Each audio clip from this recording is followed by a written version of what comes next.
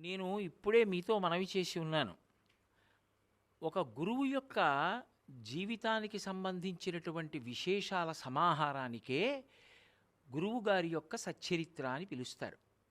సాయిబాబా గారి విషయంలో కూడా అటువంటి సచ్చరిత్ర గ్రంథం ఉంది. దాన్ని పారాయణ చేస్తూ ఉంటారు. అది నిస్సందేహంగా పారాయణ యోగ్యమైనటువంటి గ్రంథం. అయితే ఇక్కడ మీరు ఒక్క విషయాన్ని బాగా గమనించాలి. కావ్యంలో పురాణంలో ఏదైనా పారాయణకి సంబంధించిన విషయం ఉందనుకోండి, అది ఎప్పుడూ కూడా ఒక జరిగిన కథని తీసుకొచ్చి చెప్తూ ఉంటుంది. గురువుగారి సచ్చరిత్ర దగ్గరికి వచ్చేటప్పటికీ అది సాయిబాబా గారి సచ్చరిత్ర కానివ్వండి, వేరొక గురువు గారికి జీవితానికి సంబంధించిన చరిత్ర కానివ్వండి, అది రెండు విషయాలతో కూడుకుని ఉంటుంది. ఒకటి, గురువుగారు తనంత తానుగా నోరు విప్పి శిష్యులకు చేసినటువంటి హితోపదేశం. ఒకానొకప్పుడు సాయిబాబా గారు పరిప్రశ్న యొక్క గౌరవం ఏమిటో, పరిప్రశ్న అనబడేటటువంటి మాటకి ఉన్నటువంటి విలువేమిటో చెప్పారు. అలా గురువు తానే ఒక ఉపదేశాన్నిచ్చి కాలంతో సంబంధం లేకుండా, ఒక ప్రత్యేకమైన కాలంలో సాయిబాబా గారి పాదాల దగ్గర కూర్చున్న వాళ్ళ కోసం మాత్రమే అని కాకుండా, ఎప్పటికీ కూడా ఎవరు ఆ పుస్తకం చదివినా వాళ్ళకందరికీ అందడం కోసం తానే నోరు విప్పి లోకానికి హితోపదేశం చేయడం కోసమని కొన్ని విశేషాల్ని చెప్తారు. రెండవది, గురువుగారు చేసినటువంటి పనులుంటాయి. అవి పైకి మీరు చదివారనుకోండి, ఒక కథ కింద కనపడతాయి. ఎందుకంటే అది జరిగిపోయిన ఒక చిన్న ఇతివృత్తం కాదు. గురువుగారు కూడా ఏదో చేశారు, ఒక పని చేశారు, అది మామూలు పని కింద కనపడుతుంది. కానీ అందులో ఉన్న తత్వం అర్థమైందనుకోండి, చాలా గొప్ప అనుగ్రహాన్ని ఇచ్చేస్తుంది. అది ఒక్కసారి ఆ తత్వం కానీ జీవితంలో అర్థమైందనుకోండి, ఆ అర్థమైన ఒక్క విషయం ఎంత స్థాయికి తీసుకెళ్ళిపోతుంది అంటే, ఒక్కొక్కసారి ఆ ఒక్క విషయమే ఇక పునర్జన్మ లేకుండా కూడా చేసేస్తుంది. నేను మీతో ఒక ఉదాహరణ చెప్పాలి అంటే, సాయిబాబా గారు ఒకానొకప్పుడు 2 మేకల్ని పట్టుకున్నారు. ఏదో మేకల గుంపు ముందు వెళ్ళిపోతూ ఉండగా ఆయన 2 మేకల్ని పట్టుకున్నారు. ఆయన ఎందుకు పట్టుకున్నారు ఆ 2 మేకల్ని? ఎవరికి అర్థం కాలేదు. ఏదో 34 రూపాయలు ఎంతో ద్రవ్యాన్ని ఇచ్చి ఆ 2 మేకలు కొన్నారు. పక్కన ఉన్న వాళ్ళు అనుకున్నారు, 2 మేకలకి ఆ రోజుల్లో 9 రూపాయలు 10 రూపాయలు ఉంటాయేమో, ఇంత డబ్బు ఇచ్చేశారే గురువుగారు అమాయకులు అనుకున్నారు. కానీ సాయిబాబా గారికి తెలుసు, ఆయన ఎవరు తాను ఎక్కువ ద్రవ్యాన్ని వెచ్చించి మేకల్ని కొన్నానని అనుకుంటున్నారో వాళ్ళని పిలిచి ఒక మాట చెప్పారు. ఆయన అన్నారు, వీళ్ళిద్దరూ ఒకే తల్లిదండ్రుల యొక్క బిడ్డలు, వీళ్ళిద్దరు అన్నదమ్ములు ఒకప్పుడు, అప్పుడు నేను కూడా ఉన్నాను అన్నారు. ఏదిగా ఉన్నారు చెప్పలేదు. ఏదైనా పేరుతో ఒక వ్యక్తిగా ఉన్నారా చెప్పలేదు. అంటే అది ఎప్పుడూ ఉండేటటువంటి నిత్య పదార్థం పరబ్రహ్మం గురువు. అప్పుడూ ఉన్నారు. వీళ్ళిద్దరూ ఒక తల్లిదండ్రులకు పుట్టినటువంటి బిడ్డలుగా అన్నదమ్ములుగా ఉన్నారు. అన్నదమ్ములు పరమ ప్రేమతో జీవనం చెయ్యాలి. అన్నదమ్ముల్లా కలిసి ఉండండి అంటారు. అన్నదమ్ములంటేనే ప్రేమకి పరాకాష్ఠ. అటువంటి అన్నదమ్ములై పుట్టి వాళ్ళిద్దరూ మాత్సర్యం పెంచుకున్నారు ఐశ్వర్య సంబంధంగా. ఒకరినొకరు చంపేసుకుంటారేమోనన్నంత బెంగ పెరిగిపోయి ఒకప్పుడు నిజంగా ఇద్దరూ కలుసుకున్నప్పుడు కత్తులతో పొడుచుకుని చనిపోయారు. ఆ చనిపోయినటువంటి వాళ్ళు మేకలై పుట్టారు. ఆ జీవుడు మేక అన్న తొడుగులో ఉన్నాడు. ఆ జీవుడికి తెలియదు అప్పుడు ఆయన ఎలా ఉన్నారు. ఆయనే ఇప్పుడు సద్గురువుగా ఇప్పుడు ఉన్నారని వాటికి తెలియదు. తెలిసి ఉంటే వచ్చి కాళ్ళ మీద పడుతుంది. పడడానికి లోపల ఉన్న జీవుడికి తెలుసుకునే అవకాశం లేదు. ఎందుకంటే ఇక ఆ జన్మలో బుద్ధి ఉండదు. ఎందుకంటే అది తిరియక్కు, వెన్నుపాం అడ్డంగా ఉన్న ప్రాణి. కానీ సాయిబాబా గారికి తెలుసు. ఏది తెలుసు? లోపల ఉన్న ఇద్దరు జీవులు అన్నదమ్ములుగా ఉండి కొట్టుకుని ఒకరినొకరు పొడుచుకు చచ్చిపోయిన వాళ్లే 2 మేకలయ్యి వచ్చారు. వీళ్ళను ఉద్ధరించాలనుకున్నారు. ఎందుకు? ఏ కారణానికి? అది చెప్పక్కర్లేదు. ఎందుకు చెప్పక్కర్లేదంటే, గురువు పరబ్రహ్మంతో సమానం. అనుగ్రహించాడనుకోండి గురువు, ఒక్క కారణానికే అనుగ్రహించవచ్చు. దేనికి అంటే, ఆర్తితో ఒక్క మాట చెప్పినందుకు అనుగ్రహిస్తాడు. నేను మీతో ఒక ఉదాహరణ చెప్పాలంటే, కాళిదాస మహాకవి రఘువంశ కావ్యాన్ని రచించాడు. అందులో తనకి సంతానం లేదు అని బెంగ పెట్టుకొని దిలీపుడు గబగబా వశిష్ఠుడి దగ్గరికి ఎడతాడు, గురువుగారి దగ్గరికి. వెనకాతల భార్య వస్తూ ఉంటుంది. వశిష్ఠుడి దగ్గరికి వెళ్ళి తండ్రి అని పిలుస్తాడు. ఎందుకంటే గురువు తండ్రితో సమానం, బిడ్డలతో సమానం శిష్యులు. తండ్రి అని పిలుస్తాడు. నా కోడలేది అని అడుగుతాడు వశిష్ఠుడు.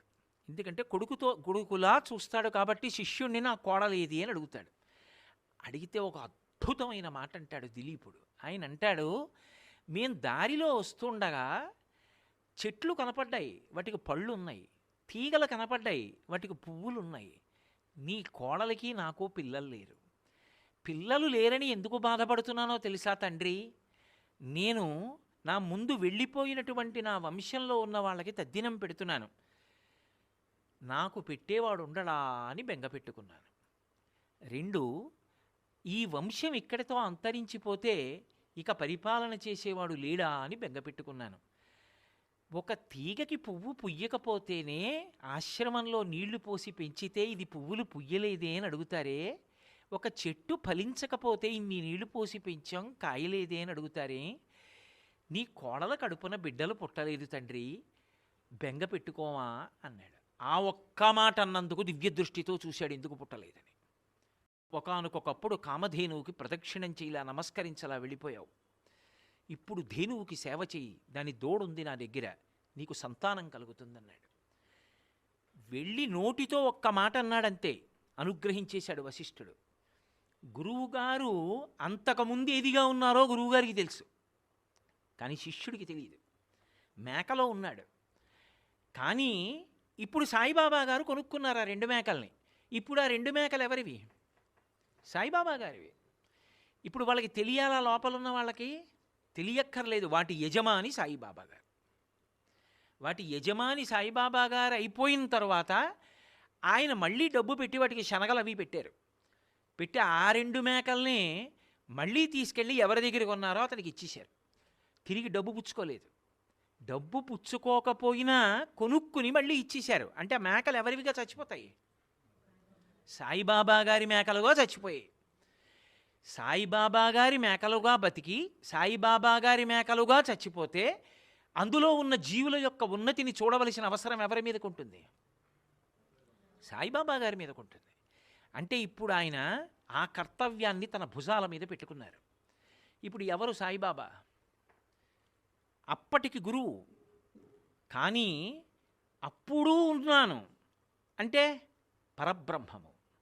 పరబ్రహ్మము కళావతారమై గురువుగా వచ్చింది.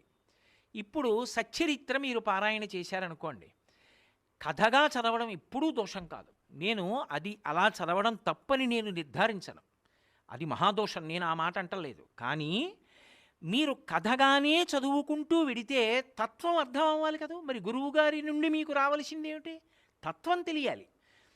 మీరు అది పారాయణ చేసేటప్పుడు హే భగవన్, ఇందులో ఉన్న తత్వం ఏమిటో మాకు అవగాహన అయ్యేట్టు చెయ్యండి అని సాయిబాబా గారికి నమస్కారం చేసి చదివారనుకోండి, అంటే సనాతన ధర్మమునకు ప్రాణం పునర్జన్మ సిద్ధాంతం. బాగా గుర్తుపెట్టుకోండి, పునర్జన్మ సిద్ధాంతాన్ని అంగీకరిస్తే సనాతన ధర్మంలో ఉన్నానని గుర్తు. మనం శ్రీ విద్యా సంప్రదాయంలో ఒక మాట చెప్తారు, అమ్మవారికి ఒక మేకపోతుని బలివ్వండి, ఒక నల్లపిల్లిని బలివ్వండి, ఒక దున్నపోతుని బలివ్వండి అంటారు. అంటే దాని అర్థం నిజంగా ఓ దున్నపోతుని, ఓ నల్లపిల్లిని, ఒక మేకపోతుని పట్టుకెళ్ళి చంపేయమనే కాదు. ఇవి మూడు దుర్గుణములకు సంకేతములు. నల్లపిల్లి దేనికి సంకేతం అంటే దొంగతనానికి సంకేతం. అందుకే పిల్లి దొంగతనం చేసినట్టు ఎవ్వరూ చేయరు. పిల్లొచ్చి పాలు తాగేసింది అనుకోండి, ఎవరికీ తెలియదు, అంత నిశ్శబ్దంగా వస్తుంది. దాని పాదాల్లోనే మాంసపు ముద్దలు ఉంటాయి, చప్పుడు అవ్వదు, అంత నిశ్శబ్దంగా వస్తుంది. పిల్లిలా జొరబడ్డాడరా అంటారు. పిల్లి దొంగతనానికి సంకేతం. పిల్లిని బలి, అందులో నల్ల పిల్లి అంటే అసలు కనపడదు చీకట్లో, అది చీకట్లో తిరుగుతుంది. దొంగ బుద్ధిని విడిచిపెట్టేయి, పరమేశ్వరుడు నీ యజమాని అని అంగీకరించి దొరలా బతుకు. మేకపోతుని బలి, మేక మూర్ఖత్వానికి ప్రతీక. 2 మేకల్ని ఎవరో వచ్చి 2 వ్యక్తులు అటు ఇటు పట్టుకుంటారు. పట్టుకుని దగ్గరికి తీసుకొచ్చి ఒకదాని తల ఒకదానికి తగిలిస్తారు, దూరంగా తీసుకెళ్ళిపోతారు. నేను ఒకసారి రైల్లో వెళ్ళిపోతుంటే ఒక ఊరు యొక్క చివరి భాగంలో, ఇంకా లోపలికి వెళ్ళాలి ఊళ్ళోకి, చాలా పెద్ద ఊరు, సిగ్నల్ లేక ఆగింది రైలు. అక్కడ మేకపోతులు పందెం వేస్తుంటే చూశాను నేను. కిటికీలోంచి కనపడుతోంది. చక్కగా 2 గడ్డి తింటున్నాయి. ఒక వ్యక్తి అటు పట్టుకెళ్ళాడు, ఒక వ్యక్తి ఇటు పట్టుకెళ్ళాడు. వాటినే కలిసి గడ్డు తింటున్న వాటినే దగ్గరికి తీసుకెళ్ళి రెండింటి తల తాటించారు. తాటించి పట్టుకెళ్ళి ఒకదాని మీద ఒకటి ఇలా ఉసి కొలిపి వదిలేశారు. అంతే, తలలు పగిలిపోయేట్టు కొట్టేసుకున్నాయి. మూర్ఖత్వానికి ప్రతీక మేక. మూర్ఖత్వం అంటే తా పట్టిన కుందేలుకు 3 కాళ్ళు. మేకని బలియ్యి అన్న మాటకు అర్థం ఏమిటంటే మూర్ఖత్వాన్ని బలి. ఒక దున్నపోతుని బలియ్యి అన్న మాటకు అర్థం ఏమిటంటే దున్నపోతు పిరికితనానికి గుర్తు. పిరికితనమే పునర్జన్మకి హేతువు. ఈ శరీరము నేను కాదు, నేను ఆత్మ. ఇది పడిపోతుంది. ఏమవుతుంది ఇది పడిపోతే? ఏమవదు, నేను ఎప్పుడూ ఉంటాను. ఆ ధైర్యం ఉన్నవాడు ఇక పుట్టడు. వాడే వేదాంతమనందు అద్వైతానుభూతిలో నిలబడతాడు. సత్యాన్వేషణం చేసి పిరికితనాన్ని విడిచిపెట్టేసేయి. అది దున్నపోతుని బలియ్యి అంటే దాని అర్థం నిజంగా దున్నపోతుని చంపేయి, నిజంగా పిల్లిని చంపేయి, నిజంగా మేకను చంపేయి కాదు. మూర్ఖత్వాన్ని బలిపీఠం మీద విడిచిపెట్టు, అమ్మవారి దగ్గర వదిలేయి. ఆవిడ పాదాలు పట్టుకో, ఆవిడ అనుగ్రహిస్తుంది. దొంగతనాన్ని విడిచిపెట్టు, దొంగ బుద్ధిని. మూర్ఖత్వాన్ని విడిచిపెట్టు, అమ్మవారు అనుగ్రహిస్తుంది. ఇది చెప్పడం ఈ 3టిని బలి అన్న మాటకి సంకేతం, అంతేగాని వాటిని చంపమని కాదు. మళ్ళీ మళ్ళీ చెప్తున్నాను. కాబట్టి సాయిబాబా గారు ఆ 2 మేకలలో జీవులున్నారు, ఒకప్పుడు అన్నదమ్ములుగా ఉండి దెబ్బలాడుకుని పొడుచుకుని చచ్చిపోయిన వారు అని చెప్తున్నారంటే మీరు ఏకకాలంలో ఒకటి గుర్తుపట్టాలి. ఆయన అప్పుడూ ఉన్నారు, ఇప్పుడు ఉన్నారు. అప్పుడు ఎలా ఉన్నారు నీకు అనవసరం. పరబ్రహ్మము అప్పుడూ ఉన్నారు, ఎప్పుడూ ఉంటారు. సాయిబాబా గారిగా రూపంతో ఉండడం కాదు, ఇప్పటికీ ఉన్నారు. ఎవరేం చేస్తున్నారో చూస్తున్నారు, అన్నీ తెలుసుకుంటున్నారు. అటువంటి సాయిబాబా గారు ఇప్పుడు సద్గురువుగా ఉన్నారు. ఆ 2 మేకలు కలిసి వెడుతున్నప్పుడు ఇప్పుడు కలిసి నడిచినట్టు అప్పుడు కలిసి నడిచి ఉంటే ఈ మేకలు అవ్వకపోతారు, తరించిపోతారు. అలా నడవలేకపోయారు, అందుకు మేకలు అయ్యారు.